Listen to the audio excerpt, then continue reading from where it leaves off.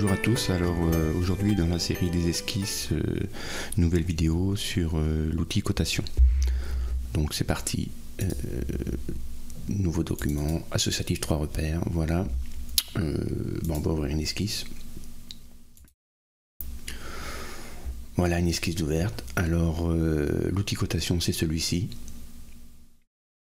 Donc le plus basique à côté c'est un point, donc je vais créer un point puis on va déjà voir un point, voilà. Alors pour coter ce point, l'outil coter, et puis je clique sur le point, et là si je clique sur ma zone graphique, je pose mes cotes. J'ai une cote de 45, une cote de 77,5. Alors cette cote là, si c'est coté comme ça, la cote qui est indiquée ici, elle est par rapport à l'origine là. Pour que ce soit plus clair, par rapport à ces axes là. Donc là, le point ici, il est à 45 en Y et 77 en X. Et d'ailleurs, si je veux modifier mes cotes, j'utilise les paramètres, l'outil ici, modifier paramètres. Je clique là, le 77, si je mets 0, on va voir que il s'aligne tout de suite. Ici, je suis à 0 sur l'axe X. Si je mets 0 ici, mon point est positionné à l'origine de mon repère. Donc 0 en X, 0 en Y. Là, on est typiquement dans un repère, dans un travail comme on peut faire en mathématiques, dans un repère orthonormé en X et en Y, quand on travaille sur les fonctions. Voilà, je peux changer les codes. Hop, la 100. Alors la 100, il a disparu de l'écran. Je vais diminuer un peu mon zoom. Voilà. Voilà. Donc là, tout simplement, quand je veux coter un point ici et là, il est entièrement coté. Je ne peux plus, avec l'outil déplacer parent, je ne peux plus le déplacer puisqu'il est entièrement fixé à un endroit précis. Deuxième cas de figure, alors j'aurais pu le coter, je vais enlever ça, j'aurais pu le coter par rapport à autre chose. Comme là j'ai rien d'autre de dessiner, je peux aussi le coter par rapport à l'axe. Ça revient un peu à ce que j'ai fait tout à l'heure. La seule chose c'est que là je vais mettre une cote par exemple par rapport à cet axe là, voilà. On retrouve la cote de 100 puisque je l'avais mis à 100 tout à l'heure, mais là on voit bien la flèche qui part de l'axe et qui va au point. Et là du coup il est coté que en Y, ce qui veut dire que en X dans ce sens là je peux le déplacer, il n'est pas contraint. Par contre en hauteur il ne bouge plus. Donc voilà pour l'outil point. Alors ensuite la deuxième cote, le deuxième élément à côté plus facilement c'est la ligne. Donc je fais une ligne, voilà, on a déjà vu ça dans la vidéo précédente, la 2.1. Outil cotation. Alors quand je clique sur mon trait, sur ma ligne, la cote apparaît. Après elle me donne la dimension du trait que je viens de faire, évidemment. Après à moi de voir où est-ce que je veux la poser, où est-ce que ça m'embête le moins. Je fais un deuxième clic pour la poser sur mon écran graphique, voilà. Et puis je peux modifier ma cote 200 par exemple, voilà. C'est ce qui me permet de mettre des esquisses à la dimension qui m'intéresse. Voilà, alors là on peut voir une petite chose intéressante. L'extrémité ici de ma cote, c'est pas une flèche, c'est un rond. Je retrouve ça sur les deux ici. Alors ce petit rond là, je vais juste enlever ça et puis je vais le recoter. On voit que là au début, c'est pas un rond, ce sont des flèches. Par défaut, il propose des flèches, alors on va voir pourquoi. Et puis quand je pose ma cote, hop, les flèches se transforment en petits cercles là. Tout simplement, la différence entre le fait qu'il y ait une flèche ou qu'il y ait un rond, ça indique comment s'est accrochée la cote à l'objet que j'ai coté. C'est-à-dire que là, la cote est accrochée non pas à la ligne ici, mais elle est accrochée au point d'extrémité de chaque ligne. Donc ça peut avoir son importance, on verra tout à l'heure ce que ça donne quand on cote plusieurs éléments ensemble, comme un rectangle ou ce genre de choses. Donc là, mon outil, ma ligne est cotée, donc sa dimension est fixée En fait, la dimension, c'est la distance entre ce point-là et ce point-là, en fait. Si je prends l'outil déplacer, rien ne m'empêche de le déplacer un peu n'importe où. Voilà. Alors par contre, sa dimension reste la même. La distance entre les points d'extrémité reste la même, puisqu'elle est définie par ma cote. Mais je peux le déplacer. Si je continue avec mon outil cotation et que je viens coter par exemple en plus le point ici, bah évidemment ce point là étant fixé, si j'essaye de l'attraper par là, je peux plus le bouger. Et si j'essaie de l'attraper par ici, et ben là on voit qu'il y a encore en fait un degré de liberté, parce que bah, je peux le tourner. Alors il reste à 200 toujours de longueur puisqu'il est coté. Il ne bouge pas ici puisque le point est coté, il est défini, mais par contre je peux le tourner. Voilà. Donc après, je peux éventuellement, je vais supprimer cette cote là. Voilà. Et puis je vais coter l'autre côté. Si je cote comme ça, voilà, le trait passe en vert, il est complètement défini parce que ce point-là est défini dans l'espace par rapport à l'origine, ce point-là est défini dans l'espace par rapport à l'origine. Donc bah, cette ligne-là est définie entre son point de départ et son point d'arrivée. Ce qui fait que là, elle est passée en vert, elle est complètement définie dans sa longueur, dans sa géométrie, dans son point de départ, son point d'arrivée, par rapport au repère, et du coup, elle ne peut plus bouger du tout. Voilà, d'ailleurs, si j'enlève celui-ci, par exemple, on va voir que je vais encore pouvoir la bouger. Dans ce sens-là, alors elle s'allonge, puisque la longueur, la distance entre les deux points n'est pas cotée, mais on voit que ici en X, ça reste toujours à 84,32. Voilà, des petites choses au niveau de la cotation.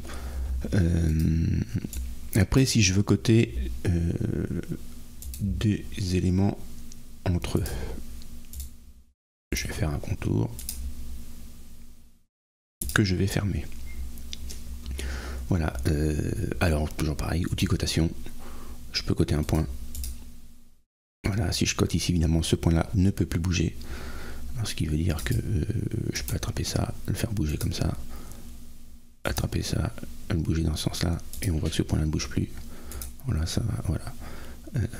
On voit des petits symboles là comme celui-ci qui s'affichent là parce que bah, ils cherchent à mettre de façon automatique des contraintes. Alors les contraintes, on verra ça dans une autre vidéo. Donc je peux coter également, bah, si je clique ici, ma ligne. Et comme on l'a vu tout à l'heure, je vais agrandir un petit peu, c'est un peu petit, mais là j'ai des petits cercles et non pas des flèches parce que j'ai cliqué sur la ligne, donc j'ai coté les extrémités de cette ligne là, les points. Là je peux lui donner une longueur, là je suis à 900, je peux mettre 800 par exemple, voilà, je lui donne une longueur. Donc là c'est uniquement ma ligne qui est cotée, donc ce qui veut dire que je peux toujours, alors je peux plus la faire bouger ici parce que j'ai toujours ces deux points, ce point là qui est complètement contraint, mais là je peux la déplacer si je veux. Hop. Je vais la mettre là. Donc voilà pour cette ligne là. Alors on peut coter entre deux traits. Alors je vais cliquer sur ce trait là. Alors là j'ai une cote qui s'affiche, la même que celle là.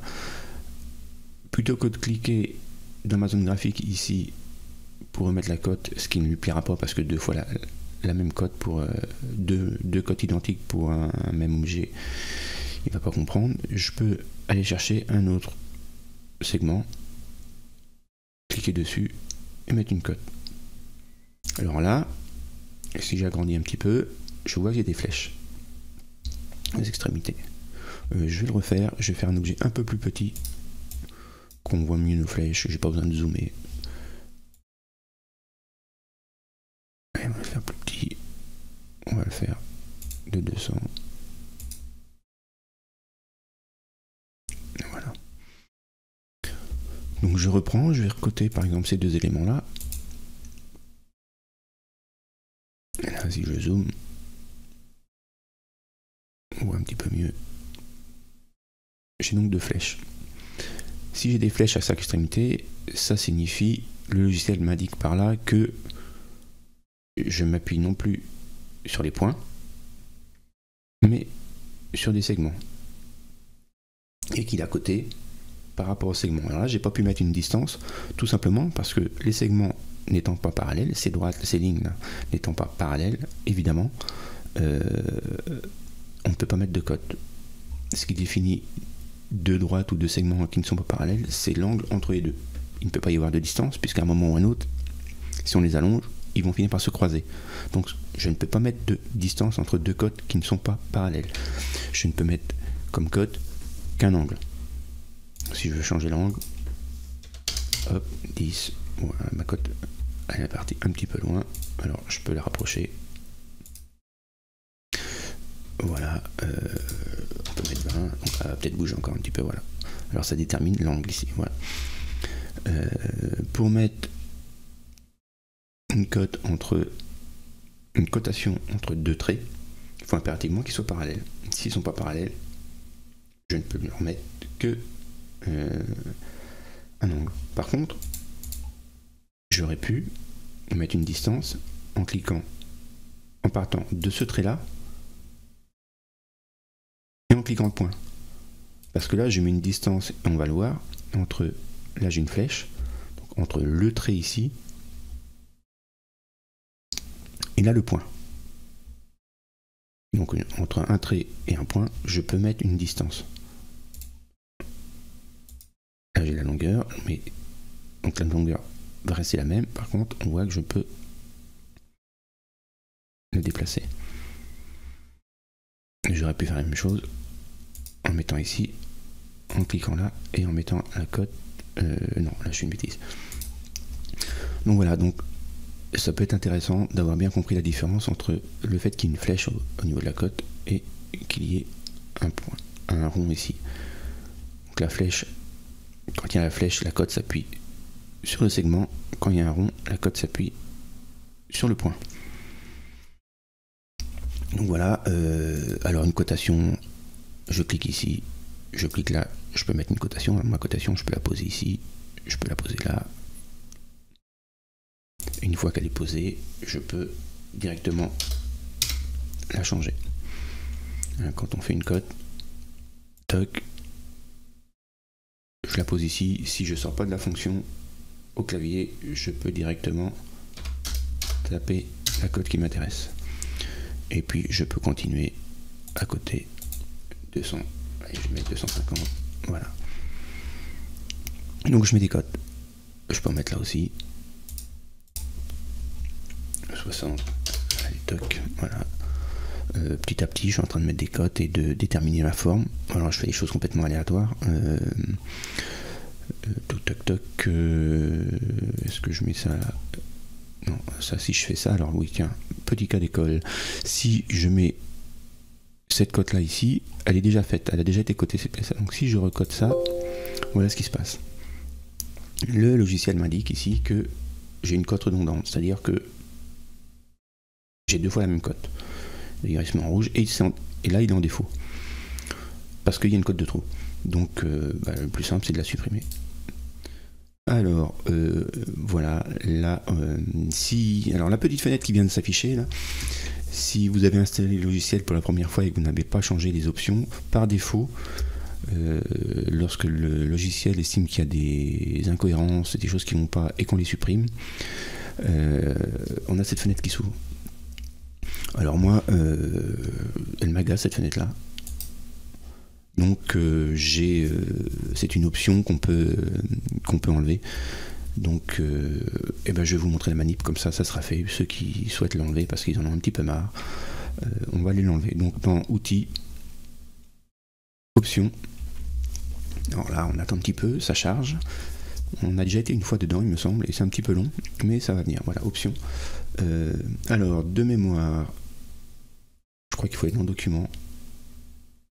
Dans autre, voilà, c'est ici et c'est mise à jour du document, afficher la synthèse de la mise à jour. Ça, vous pouvez décocher. Voilà. Et tiens, d'ailleurs, pendant qu'on est là, alors là, il y a tout un tas d'onglets, de choses différentes. Tant qu'on est là, puisqu'on travaille dans les esquisses, on peut cliquer sur l'esquisse et on peut regarder, par exemple, ce qui se passe là. On voit que là, il y a des couleurs. Donc, couleur de fixité, couleur sous contrainte. Donc, mon esquisse, quand on la dessine, voilà, les traits sont orange ici, là. Ça correspond à ça, c'est-à-dire que tant qu'on est en orange, l'esquisse, les traits sont sous contrainte, c'est-à-dire que il n'y a pas assez d'informations, le logiciel n'a pas assez d'informations pour considérer que le trait ou l'esquisse complète, si elle est en vert complètement, soit entièrement définie. Alors couleur isocontrainte, c'est-à-dire que quand elle est complètement définie, elle passe en vert. C'est-à-dire que là, soit il y a toutes les codes, soit il y a des codes et des contraintes qui permettent au logiciel de déterminer de façon géométrique la dimension de l'esquisse, ses proportions, sans qu'il n'y ait d'interprétation et d'erreur. Voilà, d'autres choses, etc., etc. Je vous laisserai regarder un peu plus. Alors là, on a l'outil cotation, par exemple. Alors, on voit les attributs, etc., des petites choses. Hein. Puisqu'on est en train de parler de cotation, ben, les valeurs par défaut, éventuellement. Les flèches, leur dimension par défaut. Bref. Donc on ferme ça. Voilà. On revient sur nos cotations d'esquisse. Voilà, cette esquisse-là, si je voulais complètement la contraindre, j'aurais peut-être besoin de mettre une cote ici pour avoir l'angle là. Ouais, alors là, ça lui convient pas.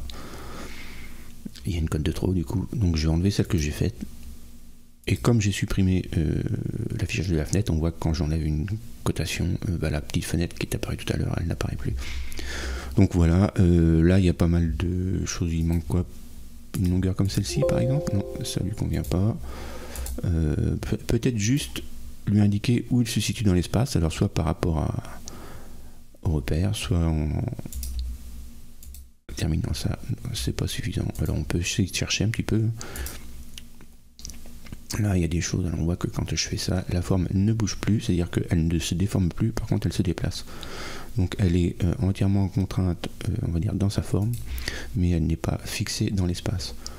Donc si je veux la fixer dans l'espace, par exemple, je peux faire ça, et là, à mon avis, elle va être complètement fixée, et peut-être même de trop. Voilà. Alors après, tout le jeu, c'est de laisser les codes qui nous intéressent, en essayant d'être le plus pertinent possible. Bon là, j'ai fait un peu n'importe quoi. Mais voilà un peu le principe de la cotation.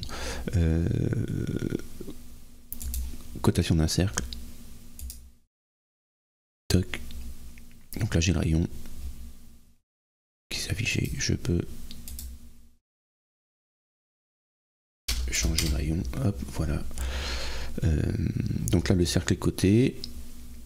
Donc je ne peux plus. Voilà, je peux le déplacer en tapant le centre par exemple. Mais je ne peux plus changer sa dimension. À l'inverse, si je clique ici, là il est entièrement défini, il est passé en vert d'ailleurs, parce que le centre est coté par rapport à l'origine qui est ici, est défini, donc elle est bloquée. Le rayon étant défini aussi, il est entièrement bloqué, je ne peux plus le déplacer, il est passé en vert, elle est complètement contrainte. Si je supprime le rayon ici, je peux l'agrandir ou le diminuer, mais je ne peux plus le changer de place. Voilà un petit peu à quoi servent les cotations, et ça va permettre, si je fais un rectangle tout simplement, de coter sa longueur, sa largeur. Voilà. Et puis, alors là c'est pareil, c'est pas en vert, parce que longueur et largeur étant cotées, mon rectangle, la dimension de mon rectangle est définie. Je peux l'attraper par là, voilà. Mais je peux encore le bouger dans l'espace. Donc on peut éventuellement, quand on fait une esquisse, s'arrêter comme ça, parce qu'elle est complètement définie dans sa dimension, mais elle n'est pas fixée dans l'espace. C'est quand même plus intéressant de la fixer dans l'espace. Alors plusieurs solutions pour ça. Je peux mettre un point sur un angle, voilà. Par exemple. Je peux le coter par rapport au repère. Donc je vais lui dire que je vais mettre ici une cote par rapport au père, je veux qu'il soit à 10 du bord, et on voit que là ces deux traits là sont passés en vert parce que là du coup en hauteur ça ne peut plus bouger. Je n'ai plus comme liberté que en sens horizontal. Dans ce sens là on voit bien que ça bouge plus. Je peux faire la même chose en mettant une cote ici. Hop hop hop hop, ça a zoomé un peu vite. D'ici à là par exemple. Voilà, je vais mettre une cote ici. On va taper 50.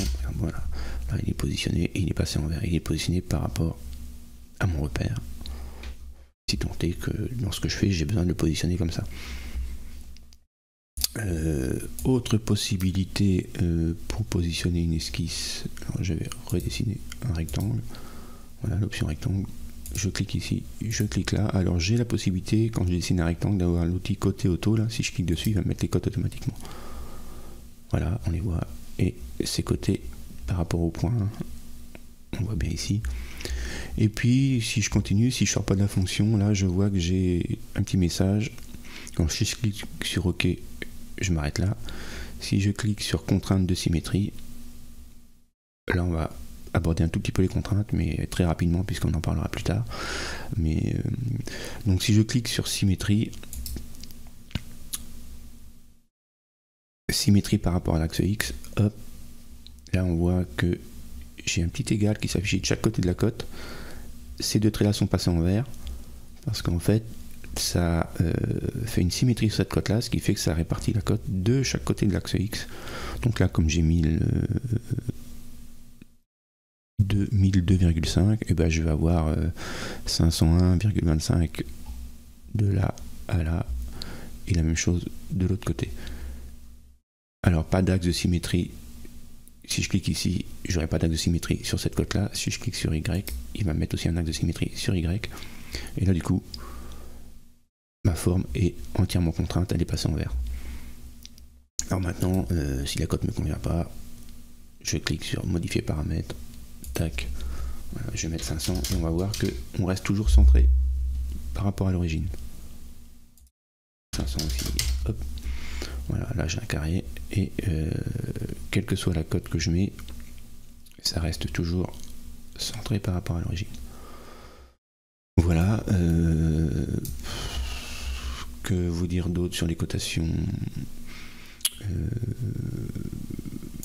On peut voir un petit peu l'incidence que peut avoir les cotations sur si je cote, voilà. Là j'ai coté ici et on voit bien que là c'est une flèche et là aussi parce que les deux traits sont parallèles. Bon, ils sont parallèles parce que là il y a des petites contraintes. Comme j'ai fait un rectangle, il m'a mis automatiquement des contraintes pour indiquer à ce trait là qui doit être horizontal. Il a fait la même chose en bas ici, donc deux traits qui sont horizontaux sont forcément parallèles. Maintenant je l'ai coté là, je peux enlever les contraintes. Si je veux les déplacer, hop là, je l'ai effacé, pardon. Si je veux déplacer les traits, alors ils ne vont pas forcément être horizontaux, pardon, mais on voit que il reste toujours. Alors je vais coter un angle pour éviter que tout bouge. Voilà, ça va être plus visuel. Mais si je déplace ça, par exemple, alors, ils sont plus horizontaux. Mais par contre, ils restent parallèles. Donc on voit bien que une cotation, quand elle est accrochée au trait ici, c'est-à-dire que l'extrémité de la cotation, c'est une flèche, et non pas un rond, et bien ça impose le fait à ces deux traits-là, ça leur impose le fait d'être parallèles. Je pourrais d'ailleurs faire la même chose ici parce que je pense qu'ils sont parallèles aussi ces deux-là. Voilà. Et donc là, si je clique ici, hop, vite, voilà, je peux. Là, je fais un losange en fait. Je change juste l'angle, mais les dimensions du losange ne changent plus. On reste toujours à 855 dans ce sens-là, et là à 700. Donc je peux changer la cote par contre. Je peux mettre 500, voilà, hop. Et puis si je mets 500 là, toc. Voilà. Je peux toujours... Alors si je reviens là, je vois que j'ai un gros carré vert là, qui s'affiche. C'est-à-dire que là, si je clique là, il va me mettre une contrainte d'éclairage ici, et donc du coup je vais avoir un carré. Si je me déplace un petit peu. Voilà, alors je voudrais finir de le contraindre complètement, de lui donner des caractéristiques. Il suffirait de mettre une cote entre ces deux-là. Voilà, alors là, je peux mettre 45, toc. Et là, mon esquisse est complètement contrainte. Voilà. Allez, on va faire une petite dernière, puis on va arrêter là pour les cotations, parce qu'on a vu à peu près tout ce qu'il y avait à voir. Je vais faire par exemple... tiens, hop. Tac, tac, tac. Je vais faire un arc là, tiens, hop. Tac. Je vais refaire un autre arc. Je vais repartir ici. Et puis maintenant, je vais fermer là, voilà. Donc voilà, il m'a mis des cotations sur les cercles, de façon automatique. Bon. Donc voilà, alors là, je peux, si je veux coter assez vite, on peut faire ça. Tac. Tac. Voilà, je cote. En cotant comme ça. Je cote les points en fait. Après, là, je peux autrement coter l'angle.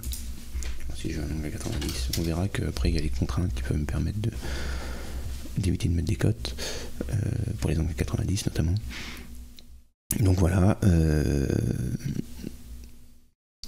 Est-ce que j'ai besoin de mettre autre chose? Ben oui, puisque là, mon esquisse n'est pas verte, donc elle n'est pas entièrement contrainte.